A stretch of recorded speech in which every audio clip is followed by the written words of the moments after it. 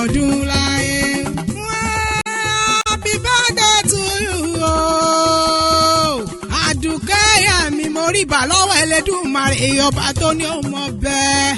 Ẹni gangan ní ìṣọjọ́bí rẹ̀. Àdùkẹ́ o. Ìyá mi máa wọlé mọ́ rọra. Mo wò rere ayé o. Mo rí ìdèròpọ̀ rẹpẹtẹ mi ò rálábàárò kankan bí ọlọ́kọ̀ tó wà mí wá sílé ayé.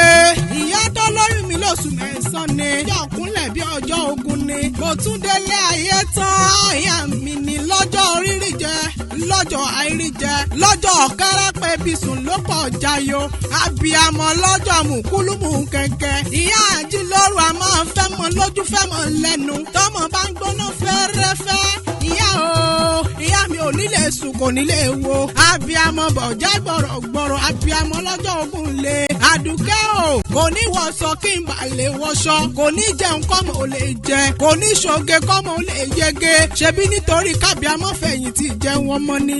Òní làyájọ́ ọjọ́bí rẹ̀ tá a kí bàbá màmá kú ewu ọmọ. Sẹ́míyàt ọmọ aṣírù aya jíkanre. Ìyá Mọ́wù mi ni ìyá Tolúlọpẹ́. Owó màmá Ọláyínká, màmá Adédoyin, màmá Ubaida, mọ̀mísí Nọ́sìrọ̀ mi ni. Owó màmá Oyinlọ́lá, abiyamọ bọ̀já gbọ̀rọ̀gbọ̀rọ̀. Aya Abíóyè tó dolóògbé ń jọ sí kọ́lá wọn dẹ̀lẹ̀ fún bàbá mi ni. Àdùkẹ́ o, ọmọ Ṣìfáwù lóde Òṣogbo. Ẹ̀yin lọmọ ògbórí ẹ̀fọ́ ṣe fíláfíláfíláfílá. Ó ti ṣètọ́jú ọmọ, oúnjẹ ọmọ onídèéwọ̀ fún ọlọ́gbọ́ Ọlọ́run. Oníròhùn gbé sọnù bí ó ṣe bí ọmọ lágbára Ọlọ́run ọba. Bó o ti wá lékún lọ́dún láyé, wàá ṣẹ̀mí lágbára Ọlọ́run ọba. Ìyá mi Àdùkẹ́ gbogbo tí ń pa ọ́ lẹ́kùn ọpẹ́ ni ó padà já sí. Ìgbà tíṣu ọmọ bá ń jiná kò ní bá ọ ní yàrá òní àkàn.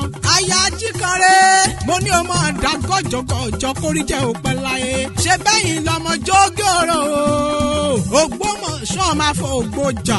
Àdùkẹ́ o, ẹ̀yin lọ́mọ ajíjẹ kàkọ́ tó mú nǹkan yangan lé bàbá tó bí yín lọ́mọ. Ìyá òbé, ògbóní bá wọn jà wọn ò lọ́gbọ́n. Wọ́n ṣe bẹ́rẹ̀ ní Jagungbadé ń bá wọn ṣe. Èmi ò jẹ́ báwọn jà ní tèmi torí wọn ò lóhun ẹ̀bọn lé. Àdùkẹ́, ọmọ Jagungbadé olódògbò kẹ̀rí lójú ogun ọwọ́ fìrí pohùn já lálẹ̀. Ìyá àgbàrúkú, wọ́n là gbọ́dọ̀ roko. Bàbá àgbàrúkú, wọ́n là gbọ́dọ̀ sòjòjò. Orí kòkó gbẹ̀gìrì ló sọnù ní bàrú ilé. La fi sunkún títí la dákẹ́ kún. Màámi, ibi apẹ̀rin sí lẹ́ ń pè lókè lẹ́rin. Ibi apá àfọ̀ sí lẹ́ ń pè nísàlẹ̀ àfọ̀. Ṣé bíbí tẹ́ ẹ̀ pọ̀ ọ̀rá sí lẹ́ ń pè nísàlẹ̀ ọ̀rá? Bàbá yín ló bá jagun títí ló bá fapòró sọ́jà jagun. Àdùkẹ́ o, ogun òjàjàjà kókó Gbọmọ̀ṣọ́ ajílétérí. Láyé ọkà ọmọ alápànìràwé. Ọmọ àjọpà kẹ́nímọ̀já. Mo ṣe kúlú, mo ṣe mọ̀lẹ́ lápà. Igbó ló fi dúdú sojú. Èjò lá fi kúkú hùn sí rọ̀ gbọ̀dọ̀. Torí bá a bá rò òde, àmọ́ ń tọrọ aṣọ. Bá a rò òde, àtọrọ ẹ̀wù. Láyé ọkà òní ta ni ó tọrọ ejò lọ́wọ́ mi. Ẹ̀yin lọ́mọ akéré dìgun. Jẹ́ ń sáré yàbàrá lọ sóṣogbo òròkè ọmọ àṣálà. Àdùkẹ́ o, ṣé bárò níbẹ̀ lóṣogbo lóṣogbo ṣe ń wù ní lọ.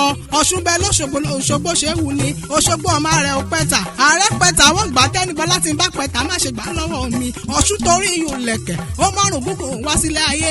Ó torí ìdẹ wẹ́wẹ́ báwọn onípọlọ tán. Ìdẹ lówó ẹ̀wù jì. Ìdẹ lẹ́sẹ̀ yẹ̀yẹ́ Ọ̀ṣun tẹ́nibọ́lá ọmọ àròdó òdẹ́gúnyán jẹ. Ó ti ṣọdún ìláyé. Wàá ṣe tẹ̀mí ìlágbára Ọlọ́run ọba. Àdùkẹ́ o, òjòjò oníṣòwò o. Kó má lè nájà kókókókó lára tá máa le. Wàá wá dàgbà bí àwọn àgbà kan.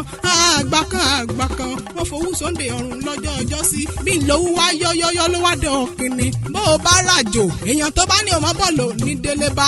Ẹni bá gbẹ́ kòtò dì ọ́, olúwa rẹ̀ ni ó jìyìn sí. O ti tọ́jú ọmọ, wàá jẹun ọmọ lógo Ọlọ́run ọba. Á ṣe ìṣàmọ́dún tówó tọmọ tirẹ̀ gbogbo tàlà ìkú ti ṣe balẹ̀ ọ̀rọ̀.